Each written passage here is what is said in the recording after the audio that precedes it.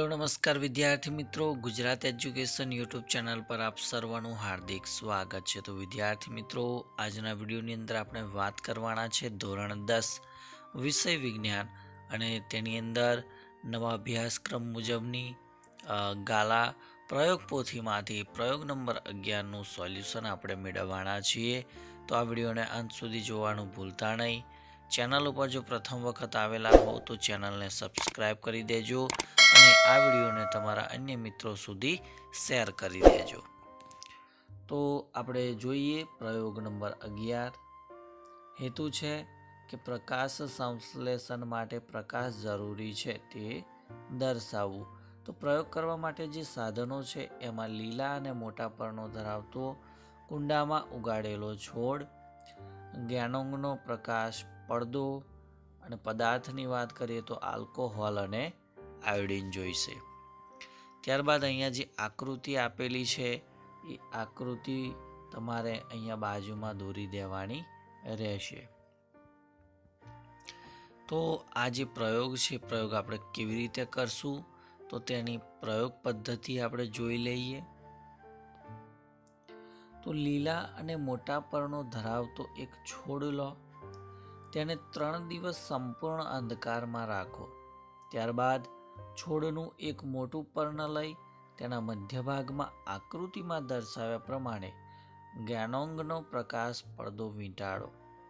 આ છોડને 3 દિવસ સૂર્યપ્રકાશમાં રાખો। 3 દિવસ પછી પડદો દૂર કરી પર્ણને તોડી લો। આ પર્ણને આલ્કોહોલવાળા બીકરમાં મૂકી બીકરને વોટર બાથમાં મૂકો, તેને ગરમ કરો।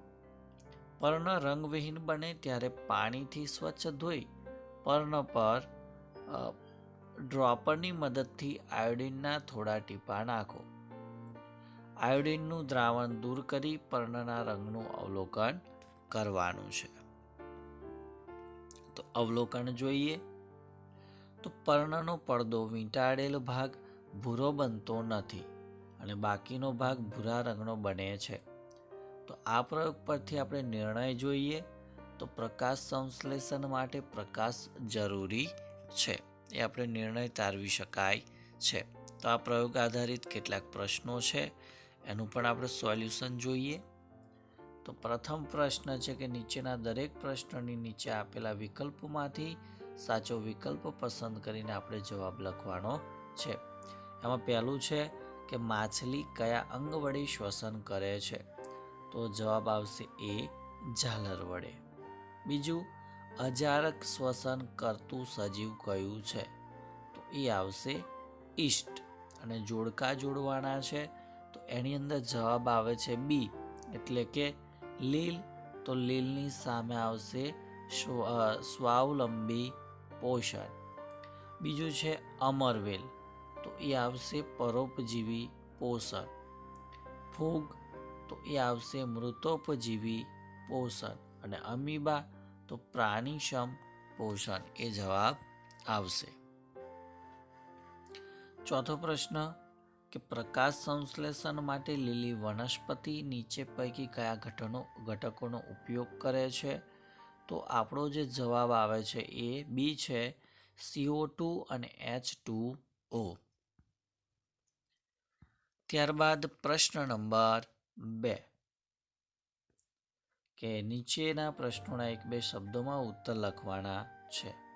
પહેલું છે કે લીલી વનસ્પતિની પ્રકાશ સંશ્લેષણની ક્રિયામાં ક્લોરોફિલ, કાર્બન ડાયોક્સાઇડ અને પાણી ઉપરાંત શાની જરૂર છે, તો જવાબ આવશે સૂર્યપ્રકાશની। બીજું, લાળરસમાં રહેલું કયું ઉત્સેચક સ્ટાર્ચનું માલ્ટોઝમાં પાચન કરે છે, તો એ આવશે એમાઇલેઝ। તો વિદ્યાર્થી મિત્રો, ધોરણ 10ની અંદર પ્રયોગ નંબર 11નું સંપૂર્ણ સોલ્યુશન આપણે આ વિડીયોની અંદર નિહાળ્યું। તો ચોક્કસથી આ વિડીયો તમને ગમ્યો જ હશે તો લાઈક કરજો, આ વિડીયોને શેર કરજો અને ચેનલ ઉપર જો પ્રથમ વખત આવેલા હો તો ચેનલને સબસ્ક્રાઈબ કરજો। થેન્ક યુ, આભાર।